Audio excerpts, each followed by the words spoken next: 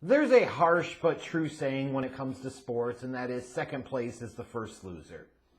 And at the end of the day, it's technically true, right? And for 2022, that certainly fits the Philadelphia Eagles. Like, harsh to say, but that's the reality. You don't play just to make the Super Bowl, you play to get to and then win the Super Bowl.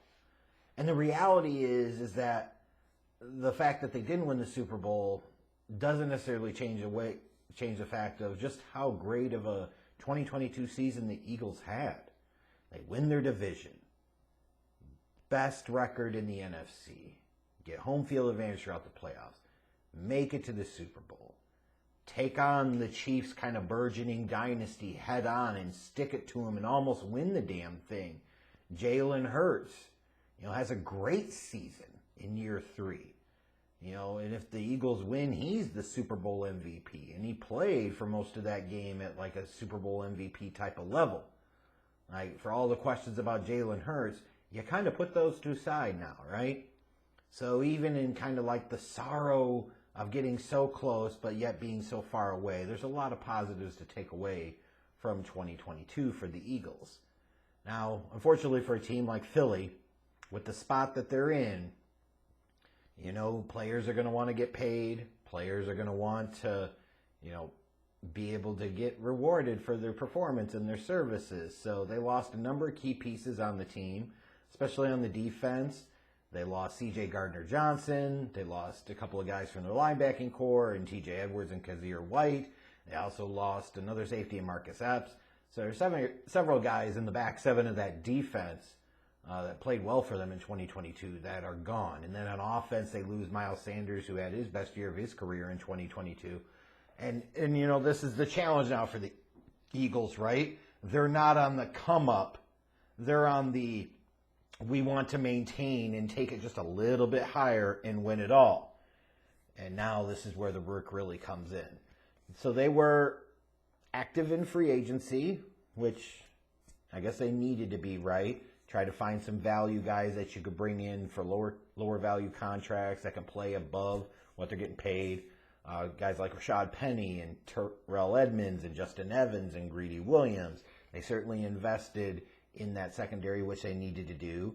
Penny, you talk about him being part of the running back rotation, trying to replace Miles Sanders. Almost feels like a Moneyball approach, right? Like replace Miles Sanders in the aggregate with bringing in Rashad Penny and then trading a future mid-round pick for DeAndre Swift. I mean, that's basically what it feels like, almost like a Moneyball approach. In terms of the draft, what's compelling and interesting for the Eagles is they're in a spot, like they've got a pretty good core and a pretty good roster at this moment at least, right? Although you start to wonder with some of the key guys that they've got that are north of 30, with the Jason Kelce's of the world, the Lane Johnsons of the world, the Fletcher Coxes, the Brandon Grahams of the world. Like, you'll wonder if how soon those guys might start to drop off, and when they do, like, this team's going to be negatively impacted. But we're not there yet, right? Where we are with the Eagles is at a place where they can swing for the fences and they can take some gambles. They certainly did by trading up from 10-9 with the Bears and making sure they got the services of Jalen Carter. And I love the pick for them. I love the pick for him. I love the pick as a Bears fan because Jalen Carter needed to go somewhere like Philadelphia. Great infrastructure. He can play alongside guys like Fletcher Cox and Brandon Graham. Like, this dude is being set up for success. And if he was going to reach his maximum potential anywhere, it was going to be a place like Philadelphia where he can start off as just a guy versus being in Chicago where he has the pressure of being a face of the defense for a decade.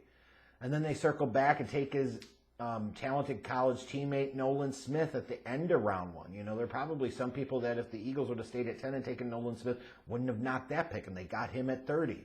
Although, I question, he's better against the run than he is as a pass rusher right now. Is that really worth taking at the bottom of round 1? It is for the Eagles, right? Again, it's about the circumstance and the situation.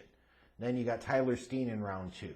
Might be a starter at guard in 2024 because eventually you'd assume Kelce retires and Cam Jurgens will flip inside to center and then Steen will take over probably at right guard. Sidney Brown is somebody you can bring in to contend at safety. Keely Ringo is somebody like You know, you've got guys like Slay and Bradbury at corner, but, you know, at some point in time, you got to be able to replenish the talent. And, you know, getting a guy like Ringo in round 4, it's a nice swing at the plate. So the draft approach matched what the Eagles should have been doing. They're taking some high upside gambles on guys that got to them. In terms of the strengths of this team, as we look at this roster for 2023, it starts with Jalen Hurts. Yeah, like, you have to give the dude his props. He was an MVP type guy last year. He certainly was. And in the playoffs, he had some big moments, and especially in the Super Bowl. Like, he set aside all questions about whether or not he's the dude in Philly. He's the dude in Philly.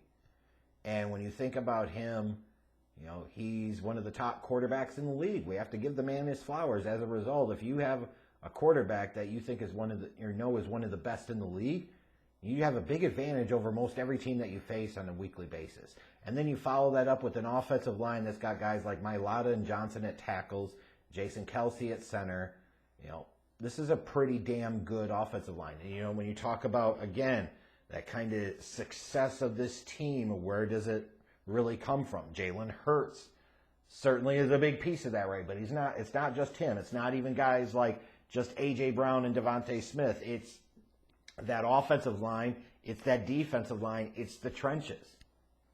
Like, that's where the difference is made. And speaking of the trenches defensively, this team's pass rush is phenomenal with Hassan Reddick and Josh Sweat, Fletcher Cox, Brandon Graham. They get anything out of Jalen Carter, Nolan Smith this year, even better, right? Like, this is a team that can get after the quarterback. They did it with propensity and frequency in 2022, and I expect it to be the same way this year, barring like a series of unfortunate injuries on that defense and in that front seven. In terms of things I question about this team, in terms of the things that could keep them from taking that next step and becoming Super Bowl champions in 2023, the running game. Will Swift and or Perry be able to combine to duplicate Miles Sanders' production? Fair question. You look at the linebacking core. For a team, you know, it's been a pain point for Eagles fans for years about the linebacking position and how this team hasn't invested first-round picks in linebackers. They actually finally did with Nolan Smith, right? This is a team that lost multiple starters from that linebacker group. You know, how is that group going to look in 2023? And then I look at that secondary. They've got some new starters at safety. You know, a position of strength for them becomes a position of question. Feels like I'm nitpicking a little bit because the Eagles are still a really goddamn good team. In terms of looking at this schedule for them and trying to find like notable, important stretches, I look at week 6 and 7. They got to go to the Jets and then they host Miami. That's a couple of pivotal games there. And then weeks 11 through 16, that's really the heart of the regular season for the Eagles. And that will determine who they are, in my opinion, or who they won't be in terms of positioning for the playoffs in 2023. They go to Kansas City, they host Buffalo, they host San Francisco, they go to Dallas, they go to Seattle, they go to New York to face the Giants. Like, that 6-game stretch on paper appears brutal. You got 3 road games. The Chiefs are the defending champs. The Bills certainly aren't slouches. The 49ers aren't slouches. The Cowboys are damn good. The Seahawks were solid last year. We'll see what they are this year, but the Giants were a playoff team last year. Like, you look at that. That's 6 playoff teams, including the team that went to the other team that went to the NFC Conference Championship and the team that they faced in the Super Bowl. That's a big stretch for them. So when I look at this team, I think they're going to navigate that, and they'll finish 14-3, 13-4, and they're going to win this division, and they're going to be a real threat come playoff time.